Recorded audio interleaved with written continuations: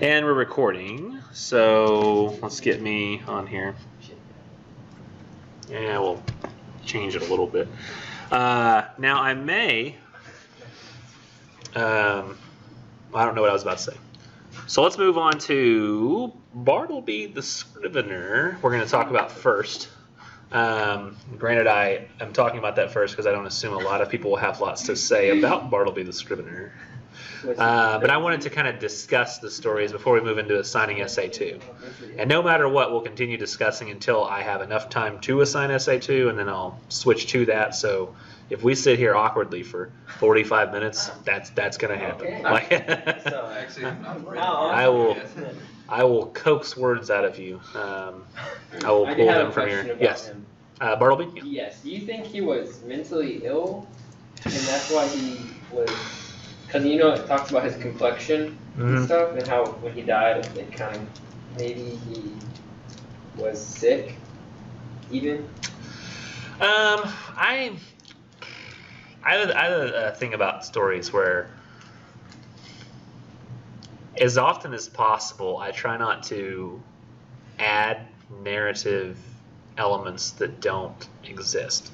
So I like to think about what we're told about what might have been wrong with him, rather than try to muse what actually may have been wrong with him. Like, it's hard to figure, and that's why he could have been mentally ill. But whether he's mentally ill or something in his background,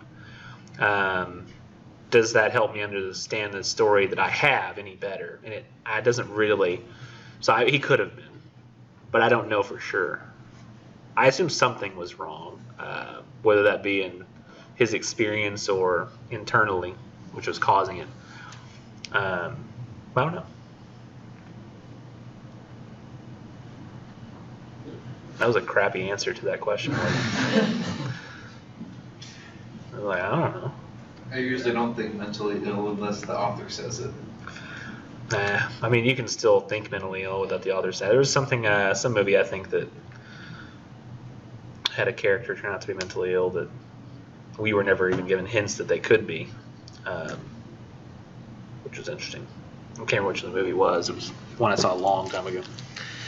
What about other questions about Bartleby?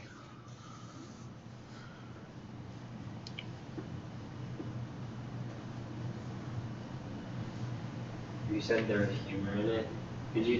What did you think was the funniest? Did you think it was the Nickering guy being like all tight, or what did you think was the funny part? That actually is one of my questions I was going to ask you guys, so we'll use that as a jumping off for me to turn that right back around on you and say, what did you think was the funny part? Because then I'll tell you what I actually think was the funniest part of the story after I get some guesses or even the actual answer.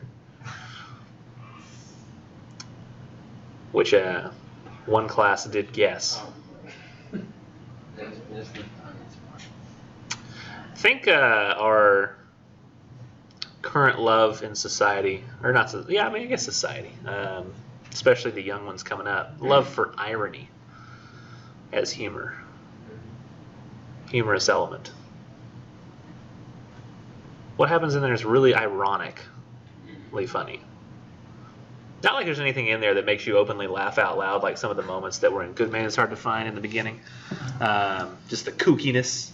It's nothing quite kooky, but when you think about what's really happening right now, what you're literally witnessing in the story, it's kind of absurd and ridiculous in a funny way.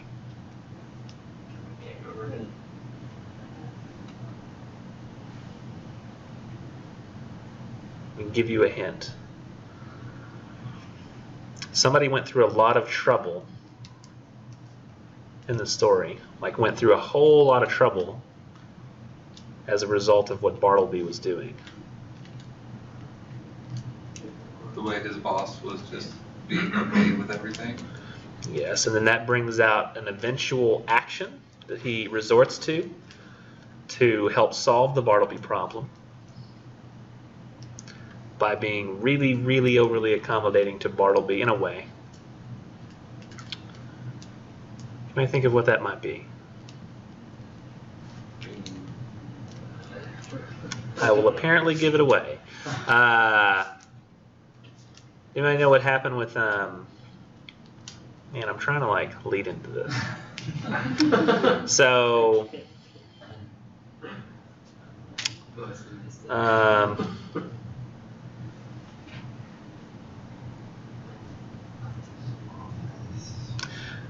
does the lawyer ever tell Bartleby to leave?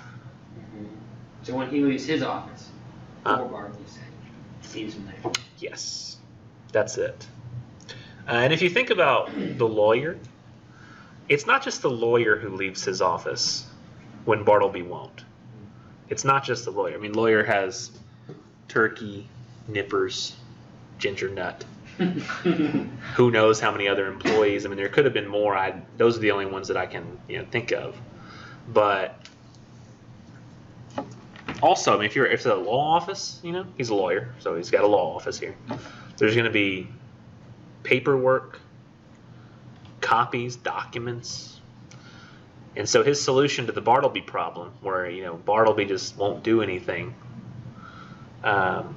being the accommodating man he is, rather than call the cops on him, what he decides to do is move his entire business to another location. The place you are currently renting, move all of the things out of it. And has anybody moved before, like houses? Not fun. Not something you're like, let's do that again. Let's just keep it rolling. Let's keep it going. But next house. And I can imagine the same goes for like a business. I mean, it's not like you ever go to like a Subway or something. And maybe there's like somebody shady sitting in the corner, kind of gross looking.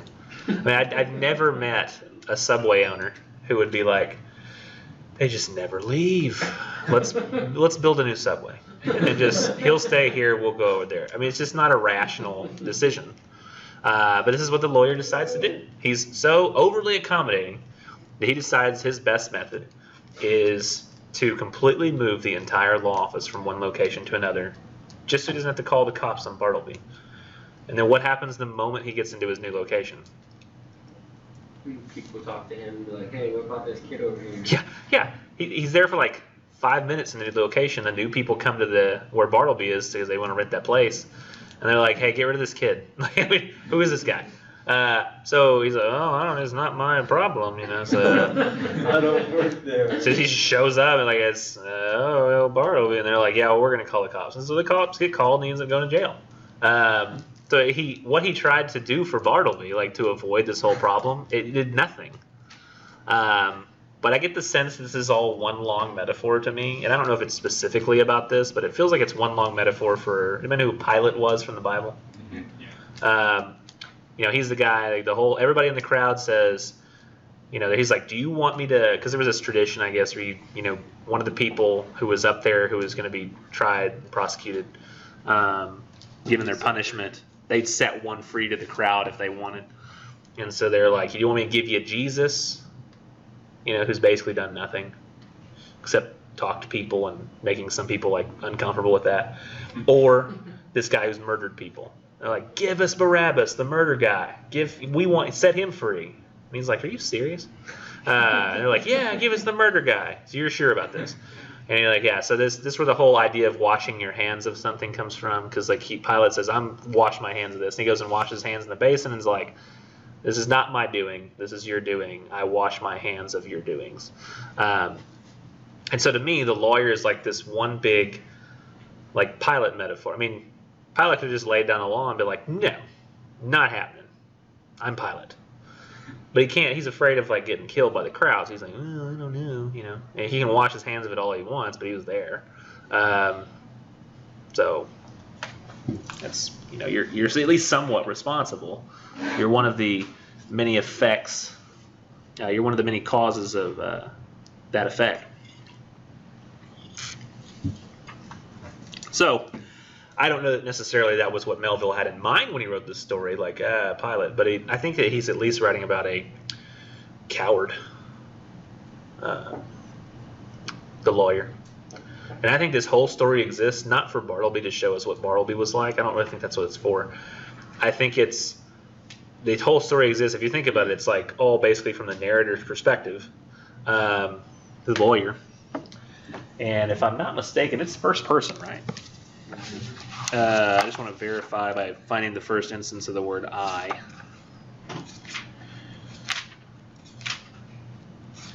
Man, what a long story. I am a rather elderly man. Yep. So definitely first person.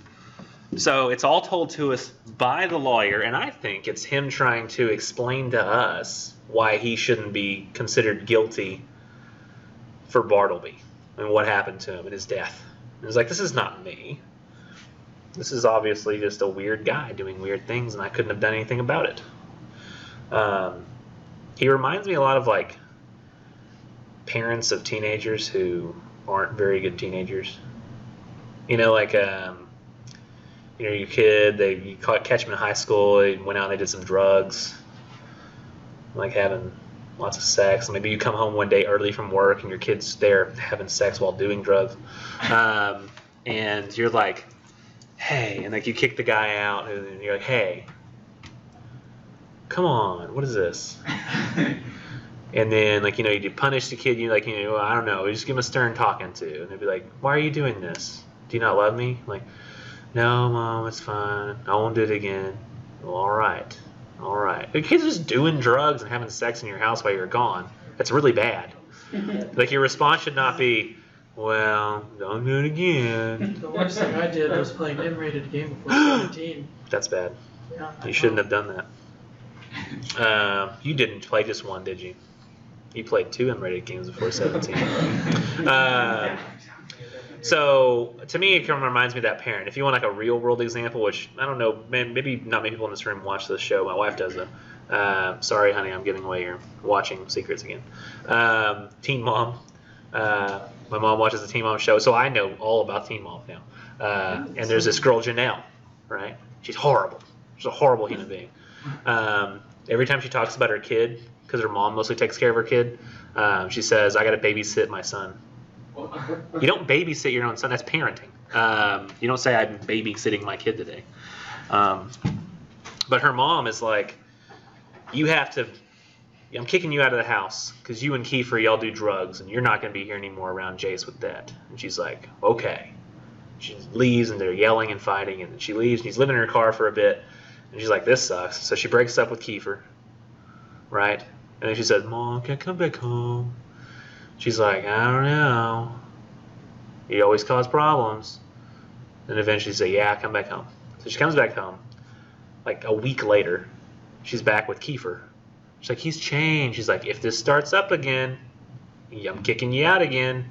And then it's just always this idle threats, and you know you can always come back home. Like there's not going to be ever a permanent, like, so I mean, it's, you know, to what degree is like the mom responsible for that kid's behavior, or the one that I was talking about who just, oh, you should stop doing that, you know, not really having any true consequences to the behavior. The lawyer, I think, what happened was Bartleby was a thing. He felt guilty about it, so he wanted to write this story and tell his story about Bartleby to sort of absolve him of all guilt. Like, but this guy's just weird, man. This isn't my fault. When maybe if he'd just given him a stern talking to him, Bartleby's like, I don't really want to, I prefer not to. Be like, I don't care. Do it. Yes. Okay. But he doesn't do that. He's like, I prefer not to. He's like, oh, okay. And you're like, what? Come on, like, have a spine. It's, you know, he doesn't, it's tough love. You know, you gotta tell the guy what to do. That's not even tough love. That's just logical love. It's just, hey, do something. Oh, I never thought about it that way before. What do you think about, and I wanted to ask you about this, what do you think about the explanation at the end for why Bartleby was the way he was? Anybody remember the explanation? He worked at a dead letter office. Dead letter office. Anybody read the note at the bottom that explains what that is? It makes sense. Back in the day, before mailboxes on every street, they had a post office where you'd go to the post office to get your mail. So you'd have to come to town, go to the post office, get your mail there. Kind of like post office boxes work now. But I don't think they even had post office boxes at that time. I imagine it was some sort of file setup, or they had like a list back there and everybody's kind of alphabetized.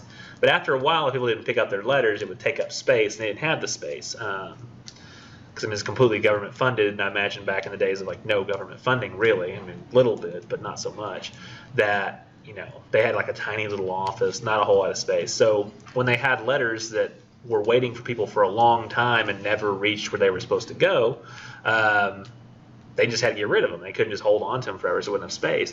So they would burn the letters in like an incinerator. And so I guess they would have all the burned letters maybe get sent to one place to be burned, maybe if it was a big enough place. And Bartleby would work in a dead letter office where that's all he did all day was, I don't know if he would check like envelopes for money and he'd have to give the money up to the office. I was about to say, that'd be a lot of burned money. Yeah, it'd be like a lot of burned money there. So, I mean, it very well could be that he was having to like turn over to the authorities. So he'd have to open every letter. And as a result of opening every one of those to check and make sure there's not something important inside or valuable that the government could, reclaim or something, he probably read a few of the letters. So, it's essentially like every day you're reading somebody's hopes and dreams, then burning them. Which sounds somewhat depressing, but I don't know that it necessarily... Does it satisfy your explanation for why Bartleby is the way he is? Do you feel better about like, oh, that's Bartleby? Not for Jesse. I don't think it does. Not for Luke. It's just monotonous. It's not like gonna ruin you forever. I mean, it would be boring, and it might make somebody prefer not to do things, but I don't know that it would bring about their eventual death from boredom and lack of action. But I'll tell you what, Mr. Lawyer seems really satisfied with it, and in fact, at the end of the story, I think if you think about like when he provides this explanation too, it's kind of ridiculous because what he says, in effect, let me see if I can find the quote here. Which the prose itself is already hard enough. Yet here I hardly know whether I should divulge one little item of rumor which came to my ear a few months after the scrivener's decease. Upon what basis it rested I could never ascertain, and hence how true it is I cannot now tell. But inasmuch as this vague report has not been without a certain suggestive interest to me, however sad, it may prove the same with some others, and so I will briefly mention it. The report was this, that Bartleby had been a subordinate clerk in the dead letter office at Washington. Oh, okay, so that's going to be a big place. Very big. From which he had been suddenly removed by a change in the administration. So he then tries to explain at the end, oh, of course, like that's why, duh, you're burning people's lives. But he says it's a vague report that was a rumor that he heard from somebody, and he can't attest to the validity of it. But boy, does he accept it. And he ends with, Bartleby, humanity. So dramatic. Like, of course this is the reason. On errands of life, these letters speed to death. Because it provides him this great explanation that he wants for why he doesn't have to feel responsible for Bartleby. But he does. And it's him trying to like, oh, okay, well, I don't have to worry about this anymore because this explains perfectly what happened. And it has nothing to do with me. I'm not the fault here. It's the dead letter office people. Ow. And so now you agree that he's like, the way he does it in such like a annoying, like punkish little way, like I had this little rumor. I don't even know if I should say, but I'll say. It's just like one of those situations. Yeah, you especially want us to hear this, you first person narrator. Yeah. So you're being a little obvious there. So let's move on because I think we've exhausted the exhausting Bartleby. People just like, he's such a great like literary device to talk about, and it's great to be able to talk about that from a point of view perspective. Like next week I'll talk about the lawyer quite a bit too, but in terms of like the actual story itself, a lot of people just find it extremely uninteresting. Just the whole thing. Just, oh my gosh, what am I reading? Why does he write like this? I was frustrated with him because he wouldn't do anything. I was like, he's really gonna leave this. I wasn't amused. I was more just like, what is he doing? Like, he's so dumb. Why is he leaving his office? I'm always amused every time I read it. I get more and more amused. The fact that he just won't do anything. I'm just like, this is hilarious. Because I know people like Bartleby and the lawyer. Oh, really? People who don't want responsibility for things that they've obviously been a part of, and people who don't want to do anything at all. Yeah. It's a big teenager problem, I've noticed, not wanting to do things. Usually which ends at around about a year after people graduate college. That's when that pretty much ends. Well, I don't know. Some people discover pot and it doesn't. But for the most part, people are like, oh, okay, after a year after you're out of college, you're like, I have to do stuff now. Like, I have to keep myself alive, assuming your parents don't let you live with them, in which case they become the lawyer. Mom, Dad can live with you only until you get on your feet. 8 years later, are you on your feet? Well... Hey, can you wash the dishes for me? I'd really prefer not to. All right, honey, I'll do it. So, good. I don't want to move on to this. I want to move to Good Man is Hard to Find because I find it less depressing than Good Country People. Really? Yes. Oh, I'll explain why later. Okay, I got it. So, Good Man is Hard to Find. What are some things you want to talk about there? Grandma. No. I like the story. You didn't like the story? I did like it. Oh, you did? Okay. I was like, what? Which I understand there's got to be people who don't, but I just, every time it's No, I thought it was really good. delightful. I It's a realized delightful everything story. after reading it. He's traveling out of Florida. They're traveling to Florida, so he probably does run into that restaurant they stopped at, and he probably does rob it like they think that he's going to. Like after the story? I never considered after the story. It just makes sense to me because he was on the same road they were. So he probably goes back and he's like, oh, look, this guy with all these signs. I always thought it was... I never thought about it that way, because to me it was like they almost went down a side road and another side road. So that... The fact that anybody would be out there is just absurd in and of itself. Like, I mean, it's such an unlikelihood, and then like, oh, it's the guy we've been talking about. It's really like he only exists as like this... I don't know, can you have such a thing as... what is... They call it Deus Ex Machina, like, you know, God out of machine, or God out of the machine, meaning like essentially just extreme coincidence causes something to happen in a story. Like what's like the... a brick joke. Oh, like a what? Like in the beginning of like a comic where someone drops a brick and then later someone else gets hit by the brick that's still falling. Oh, I have heard a joke like that before. Yeah. So like, I remember somebody told a brick about. They told this joke about like a guy threw a brick like out of a plane or something. Yeah. But then like later he's like, nobody gets it, nobody likes it. Okay, whatever. And then he goes on with like his whatever comedy sketch, and then ends with a joke, and then it is the finishing of that joke where somebody gets hit with that brick. And yeah, that's fantastic. I love it when I've seen it. He's like, you don't get it? Later. Okay. Like, I don't know. Is there such a thing as, like, Satan out of the machine? Because that's kind of what this feels like. Like, the devil just brings something forth from nothing to... Which I guess anytime the devil's brought forth, I mean, it feels like God bringing punishment upon those who are unrighteous.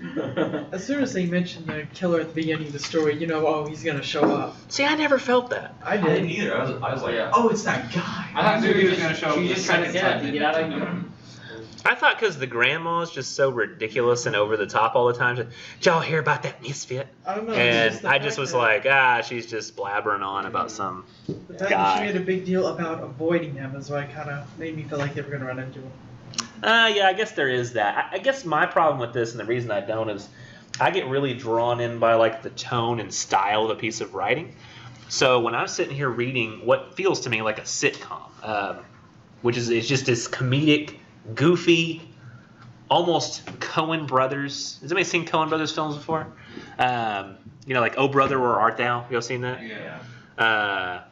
Where like it's George Clooney and the two other idiots, and they're escaping from jail and they're wandering through like the, you know, I think it's like Mississippi or Alabama countryside. The Odyssey circa 1930, 1920.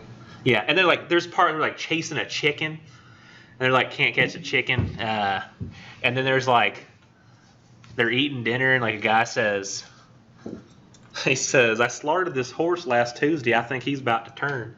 And you're like, wait, they're eating horse this whole time? And then there's like another part where like a kid's driving a getaway car, and like everybody, like the guy's screaming like a girl. I don't know. It's really weird. Like the whole thing is just goofy, and that's kind of what this felt like. The whole thing's just goofy in the beginning. Yeah, and they all like end up getting shot at the end. It's just such a weird ending for. So I never expected. It's kind of like maybe you were looking for those kind of details because maybe you're like into things like murders and stuff in it, or you watched a lot of like Criminal Minds, CSI kind of stuff. Like, where's the hint? Where's the killer? I'm sitting here like, it felt more like to me like I'm supposed to be watching like The Big Bang Theory, and Sheldon mentions some statistic about serial killers, and you're just like, oh, Sheldon. And then like later, the serial killer shows up to murder them all on the episode of Big Bang Theory.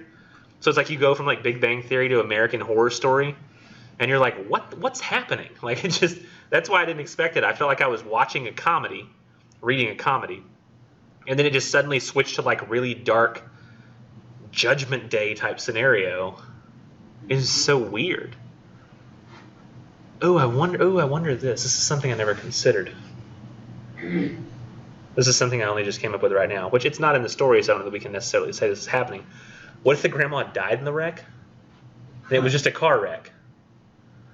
But as her life was flashing before her eyes, her ultimate fear, the misfit, shows up. All her family gets carted off and killed one by one, and then she's left to stand judgment. She didn't really seem like she cared that much that her family was getting killed. I know, it was very weird to me. She's just like, Bailey boy.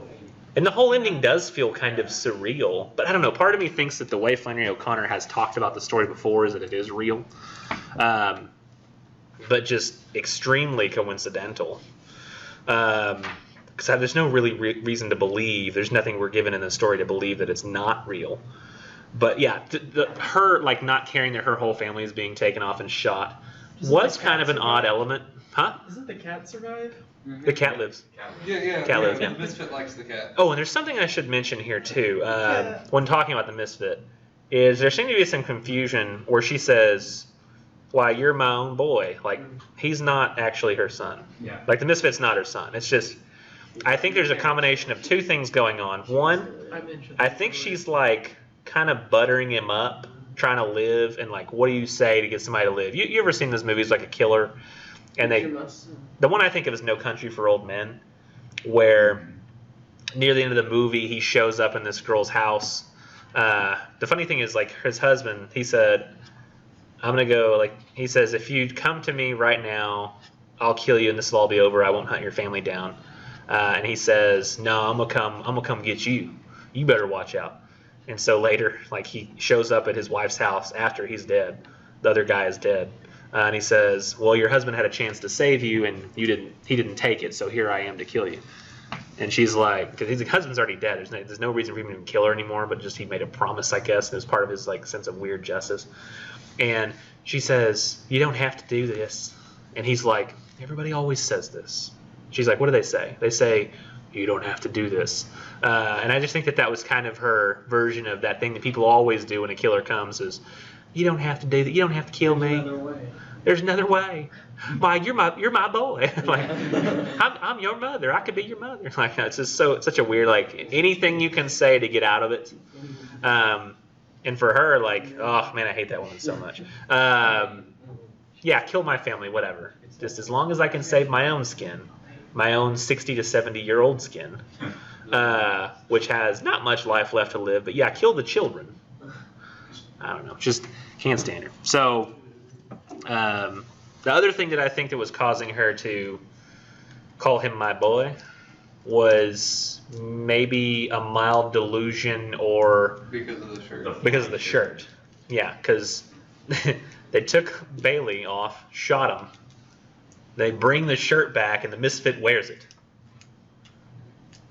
And he also. And it's weird too. It's like, does anybody take Mr. Norris for math or ever taken him before?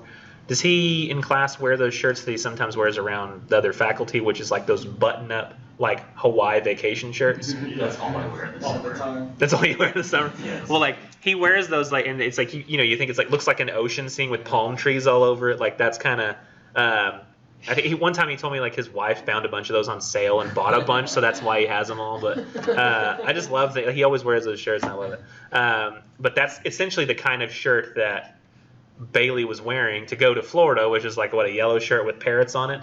Bright blue parrots. Bright blue parrots on this yellow shirt. So it sounds just like one of those like vacation shirts, which makes sense because they were going to Florida on vacation.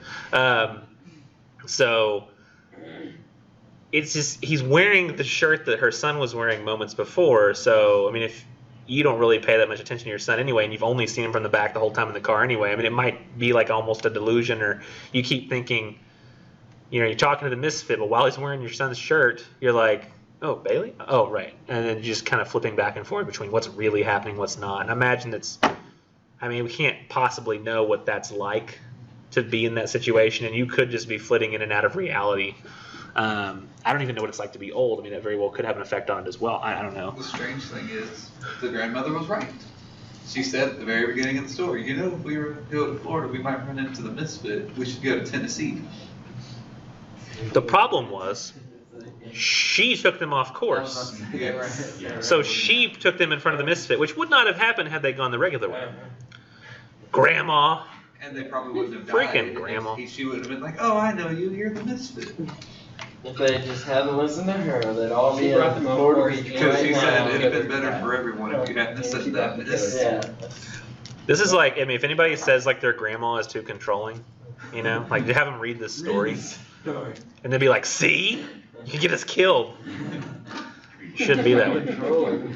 What am I, do y'all feel like at the end there, I kind of felt like this was like a Judgment Day scenario, where like suddenly you're brought to judgment by this random guy. Who's supposed to do the judgment in heaven? It's not Michael the Archangel, is it? I don't know if there is an actual individual name. I assume it's just right in front of It's God. Jesus in the Bible, right? Or God, yeah. He's just, which I mean, I guess since he's, you know, omnipotent, omniscient, omnipresent, he could do as many as he wants to all at the same time. Which who knows if time works like that in a hyper reality like heaven? I don't know. That's all theological, and there's no reason to go in there. But the idea of a judgment day would be very important to Flannery O'Connor, who strong Catholic. I believe she went to a Catholic girls' college, if I'm not mistaken. And religion always played a heavy, heavy, heavy toll in her stories. Religion even has a part in Good Country People, which you noticed, also written by her. By the way, her. When you're writing your synthesis analysis, critical evaluations, don't call her him. Like, man, some people just think because there's murder in there, it's got to be a dude story, which is strange. Flannery just sounds kind of like a guy's name. What does? Is that her name? Or her Flannery? Yeah, Flannery. Irish, right? What now? I think it's Irish, right? Yes. I assume. I know the O'Connor is. The Flannery I'm not 100% sure about, but that sounds right to me. So she's, I guess, Irish Catholic from the South. I was always curious why the guy kept talking to the grandma in the first place. Like, there was no, unless it's like for his own amusement, while everybody else got carted off and shot, why he went through the whole theatrics about it. I have a theory on that. And it always felt to me a little bit like 1984, if anybody's read that book. I mean, I have students reading Fahrenheit 451 now, so you may not have read it. Did I talk about it a couple weeks ago, how it's one of the number one selling right now? Some of you, you're going to read, if you ever read it, you're going to read it probably years from now, so it's not going to be something you read tomorrow, so I'm going to spoil the ending. But the main party in that book, the political party that's in power, it's not enough for them that they catch you going against them and then they punish you for it. What they do, I believe it's the Ministry of Love. At the Ministry of Love, which ministry is the British term for essentially like a government office, but the Ministry of Love, you go there and what they basically do is break down your belief system and get you to abandon it. Then they kill you.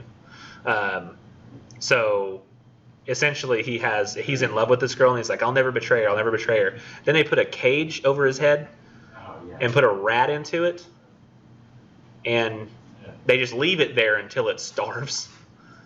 And so as the rat starts getting hungry and starts maybe going for him and decides to start eating his face, he says, kill her, not me, kill her, not me. And he's like, do you love her? No, I don't love her, I hate her. But then you'll know after they kill you after that you will have given up your entire belief system for your own skin. And I almost feel like that's kind of what's happening here. It's like the misfit wants to break down your belief system before he kills you. It kind of seemed like he had this whole chain of reasoning about life, but he wanted it to be wrong, and so he was kind of talking about it. You know what I mean? Mm-hmm. And so, like, I don't know if he was trying to break down her belief system, but he was hoping that his would fall through. Yes, which is how I've always related him to as well to the Joker from The Dark Knight, because he's fine with dying, but only if Batman kills him. Because Joker is he's an agent of chaos. He believes in anarchy, and he's only okay with dying as long as Batman kills him. You see, like at the end when he throws him off the side of a building, he's like, like he's falling down to his death, and then Batman, of course, shoots the thing, and it gets around his leg, and he's like, ugh. Because he wanted only to die if somebody whose one rule was that they would not kill anybody, yet had the capability of killing everybody, was the one who killed. He's like, I got him to break his rule, and that's what the true agent of chaos does. That I've been successful. And then he'd be okay with dying because he fulfilled his ultimate destiny in that point. And I think you're right. I think the Misfit wants to be proven wrong, but in proving himself essentially right all the time, or that nobody will stick to their beliefs, he just has to kill them. And he's like, well, we'll see if we can find somebody else who's, more honest yet breaks down my belief system. Because he says that she's a good woman at the end. If there'd been somebody to shoot her every day of the life, which is, I guess, true of all of us. If there's the threat of punishment all the time, none of us would ever do anything wrong. And essentially, he got her to be honest about her belief system. Nah, I don't really believe it. It's all fake. It's whatever. But it's a fascinating ending to us. And the philosophy comes at us so fast and so quick that it's hard to keep up with it. I mean, it's really, really interesting. Yeah, it's really interesting and deep. And even reading it, you have to read it almost instantly, like a second time, just to truly, or even go back and start rereading everything the Misfit says and like going over it real slow, because it's so complicated and hard to keep up with. And I still, years later, feel like I don't fully grasp everything this story has to offer. But I need to move on to Good Country People, the more depressing of those stories, despite the fact that nobody dies. And I have a specific reason why I think it's more depressing. So what did you think about this story, Good Country People? I like it. It was probably my least favorite, actually. Least favorite? Maybe I'll give it a dark enough ending where you'll be like, oh, there was so much more wealth of darkness here than in the other two stories. Somebody pointed out, and I never realized this before, they said, I'm having trouble writing a synthesis analysis. And I was like, why? And they said, people always die in these stories. And I don't know anybody who's died or experienced death before. And I was like, not every story. Oh, yeah, a lot of stories. Like, a lot of them so far. Rose Family, Killings, Bartleby, Good Man's Hard to Find. I was like, maybe if you can relate to Good Country People. But that's about it. So let me see. What do I have any like really big things I want to address on the Good Country People? Let's see. So we got Holga. She's wonderful. Nah. What about any questions y'all had about Good Country People? I could just move on to my dark ending in a second, if y'all don't have any questions. Why this is darker and more depressing than any of the stories so far. I just hated the Bible salesman with like a passion. Oh, yeah. I love the Bible salesman, but only from like a narrative perspective. Yeah. Yeah, like I loved the grandmother from a narrative perspective, but not like from an actual reality perspective. Like I hated the guy himself. Kid, I would just beat him up. Like a what? I'd just beat this kid up if I met him for a while. Oh, if I met this kid. I thought you said like a Methodist kid. I would just beat this guy up if I saw him. I was like, what? You said if I met this kid, which is so much different. This kid. Yeah, if I met... Oh, man. Yeah. So, okay, the Methodist thing, I misheard that. Okay, so I got to talk to the camera. So things are about to get really dark. Yeah, I hate the guy. He's done it to other women. Yeah, he's done it to other women.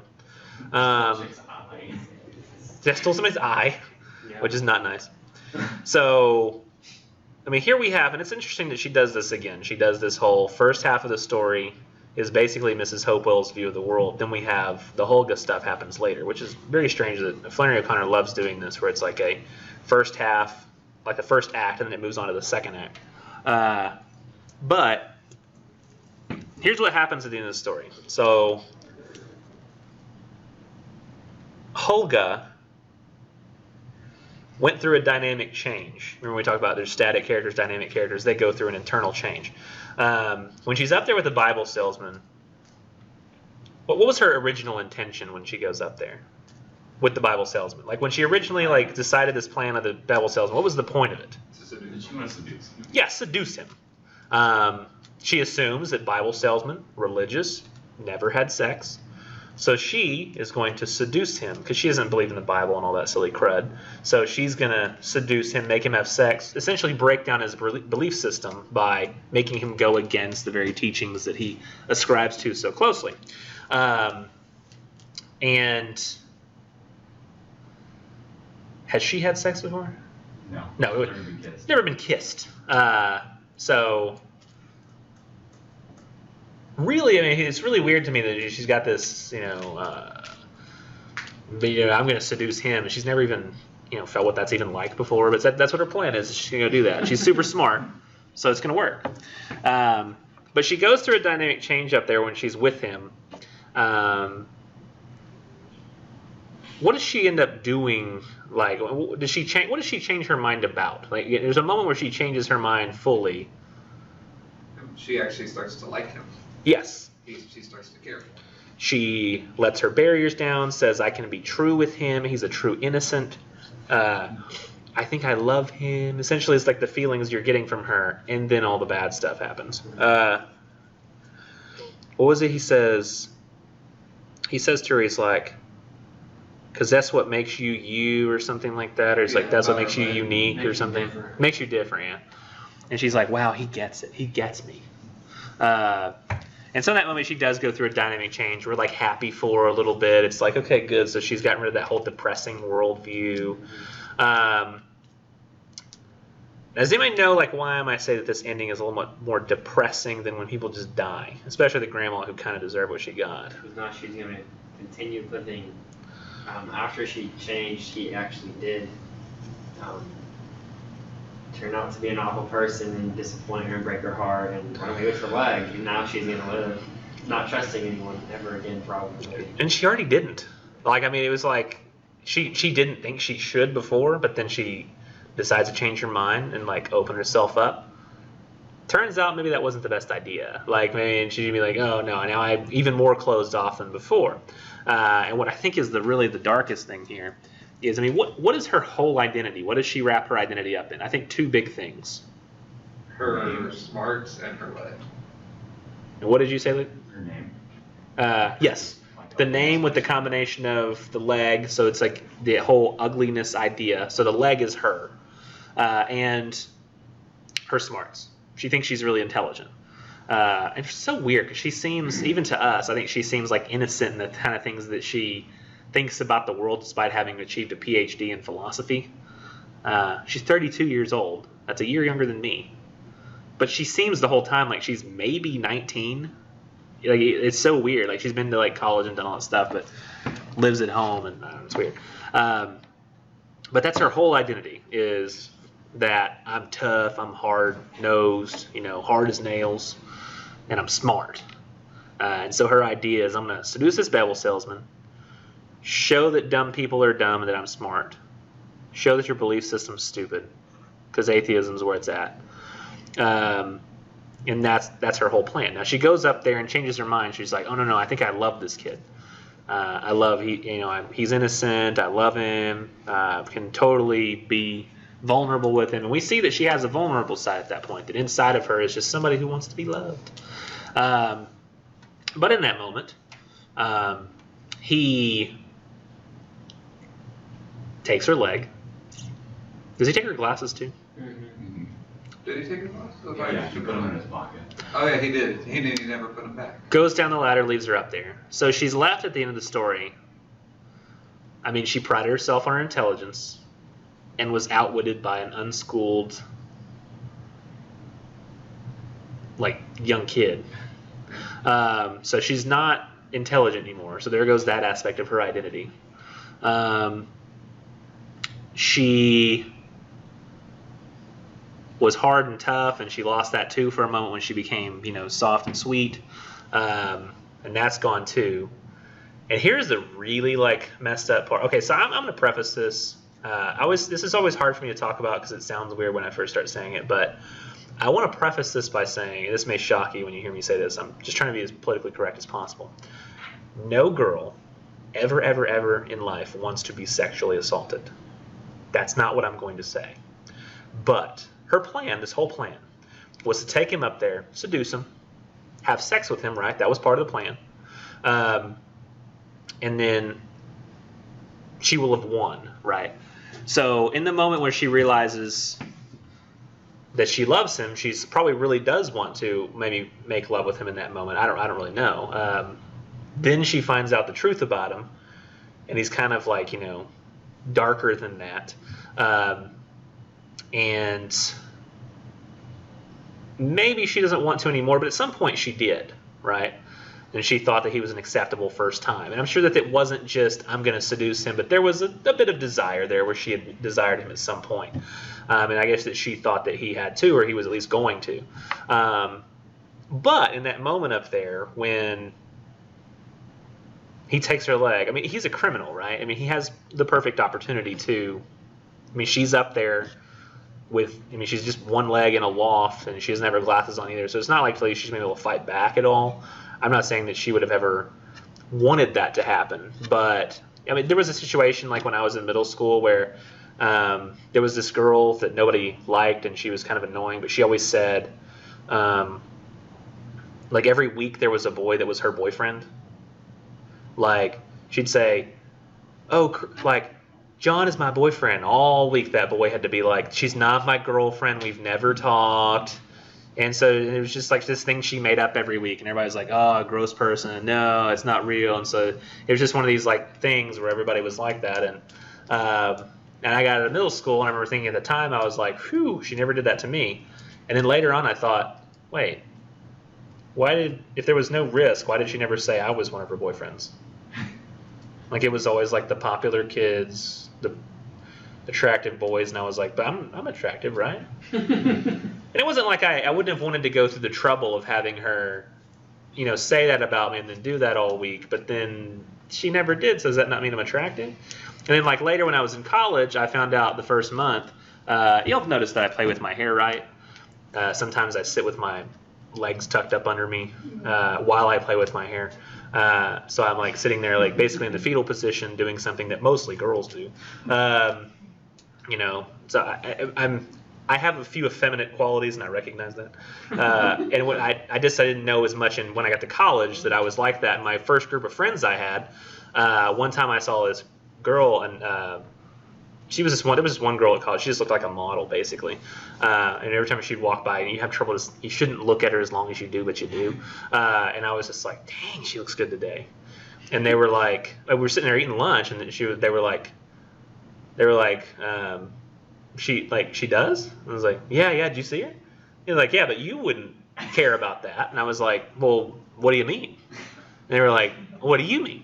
And they were like, well, you like guys, you're gay. And I was like, no, I'm not. I like girls, like very much like girls, like completely.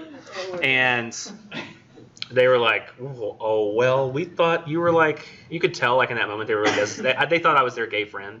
Like we've got one, we can now say that he's like the gay friend in the group. And I wasn't, and they were very disappointed by that. But then as I went through college, I was like, well, thank heaven they didn't try to set me up with any guys, or like no guys that hit on me if it's apparently obvious that I'm gay to most people.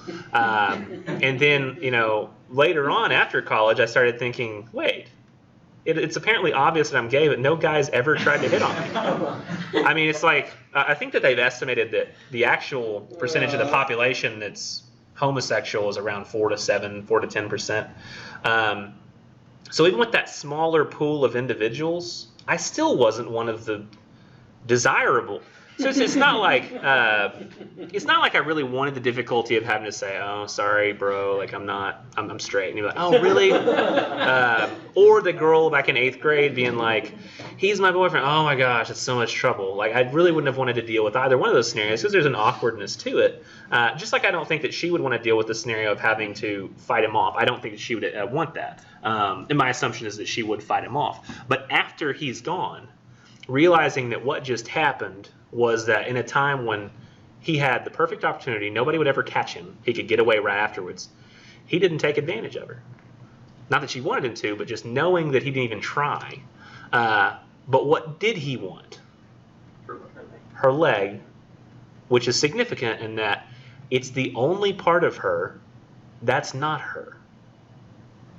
So he wanted everything to not do with her. Like, the only reason he was talking to her, every conversation they had, every moment they were speaking, he wasn't really talking to her. He was romancing the leg. It's like she wasn't even there. Every word was about getting that leg. So it's like she wasn't there at all. He brought her up to the loft and just left her there like nothing, because that's what he was to her, and that's what she probably felt at the end of that story, is that she's a young girl who thought she was about to fall in love, who completely loses her identity and sense of desirability in the universe.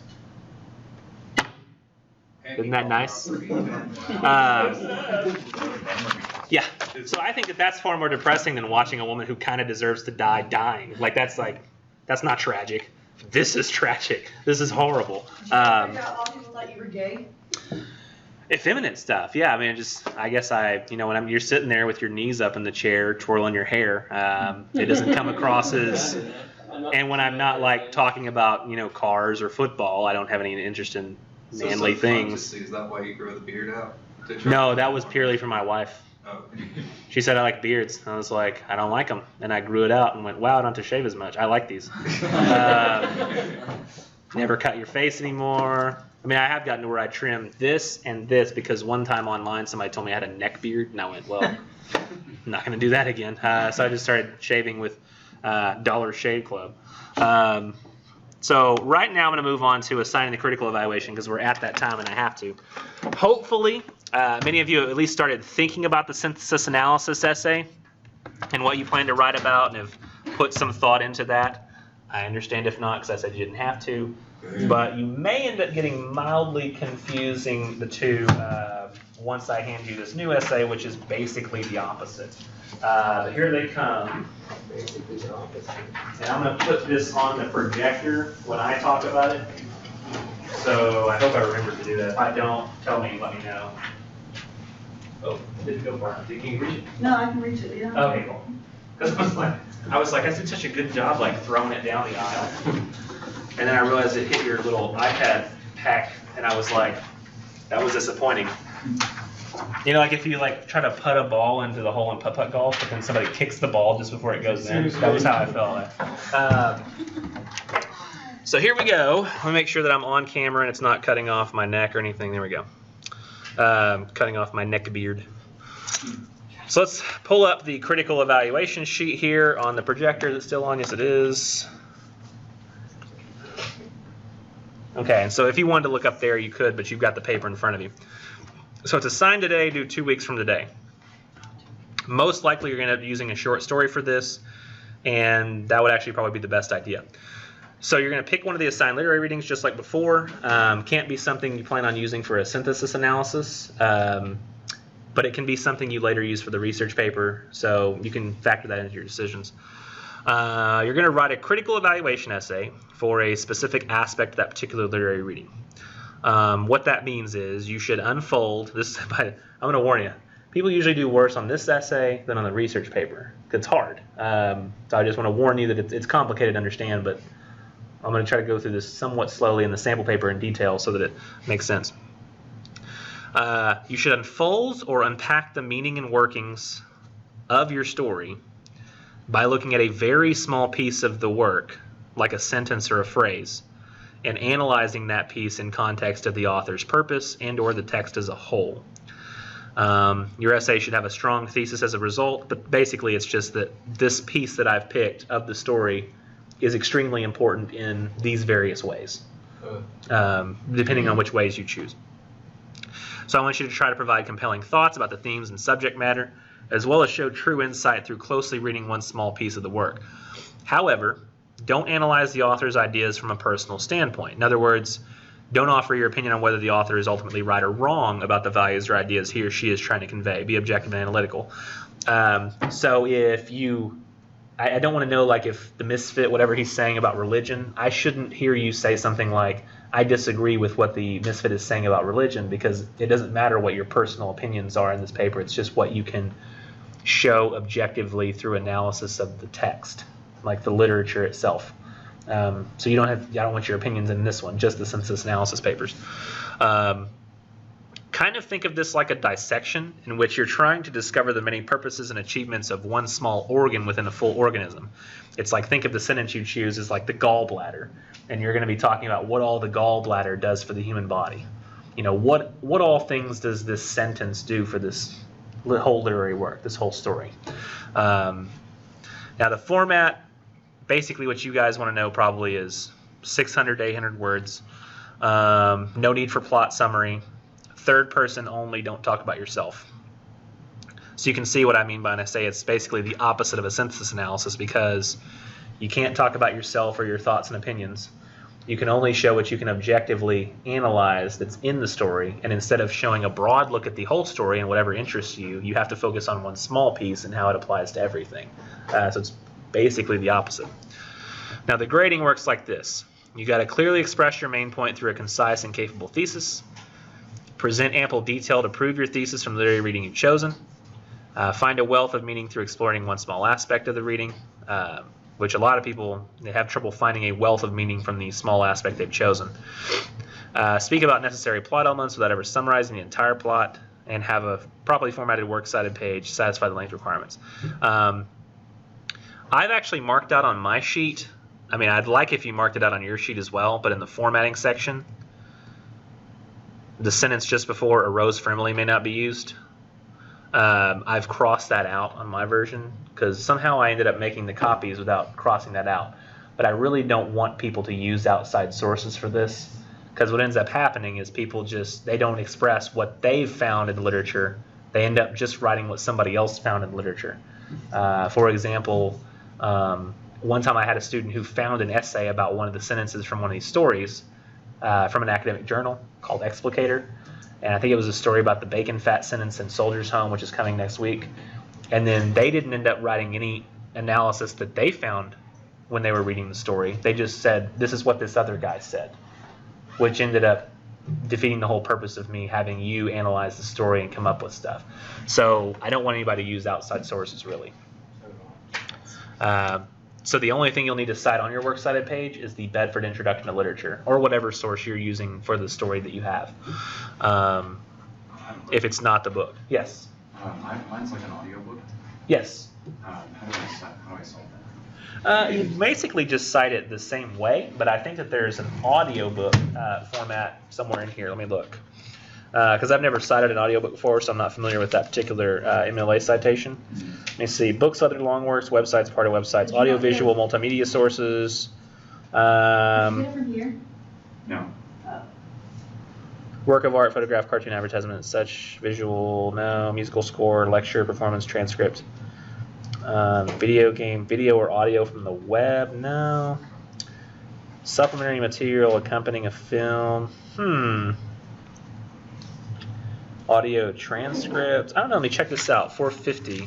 I know that there's a way. It's just going to ask you to do maybe one or two things different. Blog post, comment. There we go. Audio, video, literature lab, department of English, Brandeis. Performances. Name of Fox Church Line. Jessica Chastain. It's basically just like. It doesn't come on discs, does it? No. Yeah, I didn't think so. It's just a digital version. So the new MLA is kind of open. So you could just put, oh, does it have a narrator listed? Some of them do. Well, if it has a narrator listed, it says if you have video audio from the web, which you could combine that with just how to cite the way you would do Bedford Introduction to Literature is you would cite a story from an anthology. Is the MLA citation it talks about. Additionally, you'd need to add the audiobook elements, which would be if there's a consistent narrator, you would add him after the book. Okay. So it'd be like Faulkner, Rose for Emily, Bedford Introduction to Literature, narrated by this guy's name, Britton Bellamy, but I don't know if that's going to be your same guy. Oh, actually, this one's just like a digital voice, like that voice. Oh, so if it just has a digital voice, then you'd probably just cite it like a regular anthology. You just might put right after the book, audio version. Okay. And that's it. I mean, if there's no actual human narrator. Because that's the only element I see changing if you have an audio version. In fact, it doesn't even say audio version on any of these, but that would be good for me, because then I would know. Because I'm curious as to who's using audio versions, who's not. Good question, because I have that in far more than 1 or 2 cases. I have people using audiobooks. Hint. Try to come up with an original idea. Don't regurgitate things I've said in class. So chances are I haven't really gone into detail on any of these sentences anyway, so it's not going to be something that's going to be a problem. And I want you to pick a very small piece of the larger work, show its importance to the whole, preferably by looking at individual words in the piece you've chosen. I do want to mention real quick why it's a bad idea to choose a poem. So on this page right here, I've pulled up Robert Frost's The Road Not Taken. It's a 20-line poem, and you might think, oh, wow, if I have to do something like this where I choose a small piece and focus on it and how it's important to the whole, it might be easier to do something like a poem where I can see the whole much easier.